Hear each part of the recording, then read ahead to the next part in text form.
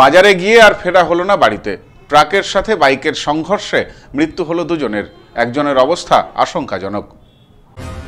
Bike নিয়ে বাজার করতে গিয়েছিলেন 3 যুবক, বাজার করে আর ফেরা হলো না বাড়িতে।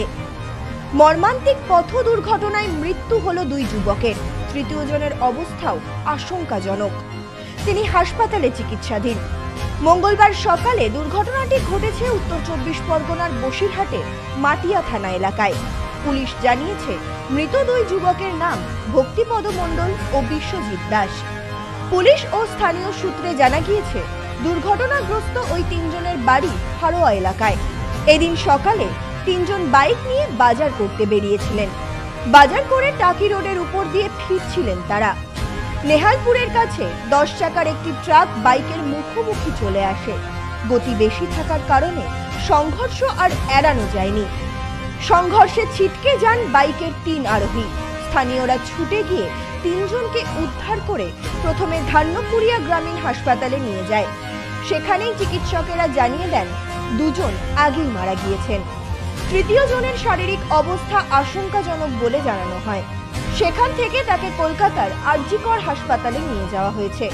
দুর্ঘটনার খবর পেয়ে ঘটনাস্থল ও হাসপাতালে পৌঁছয় মাটিয়া থানার পুলিশ।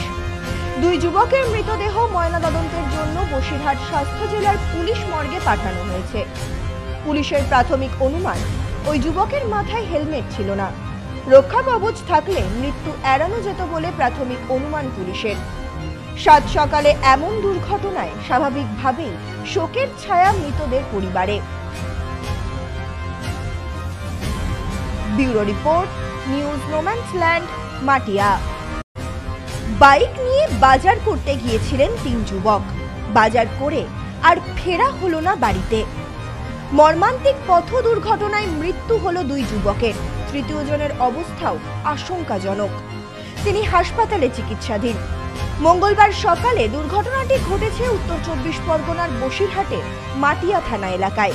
পুলিশ জানিয়েছে মৃত 2 যুবকের নাম ভক্তিপদ মণ্ডল ও বিশ্বজিৎ দাস। পুলিশ ও স্থানীয় সূত্রে জানা গিয়েছে দুর্ঘটনাগ্রস্ত ওই 3 জনের বাড়ি হারোয়া এলাকায়। এদিন সকালে 3 জন বাইক নিয়ে বাজার করতে বেরিয়েছিলেন। বাজার করে টাকি রোডের উপর দিয়ে ফিরছিলেন তারা। নেহালপুরের কাছে 10 চাকার একটি ট্রাক বাইকের মুখোমুখি চলে আসে। গতি বেশি থাকার কারণে সংঘর্ষ আর এড়ানো যায়নি। সংঘর্ষে ছিটকে যান বাইকের 3 আরোহী।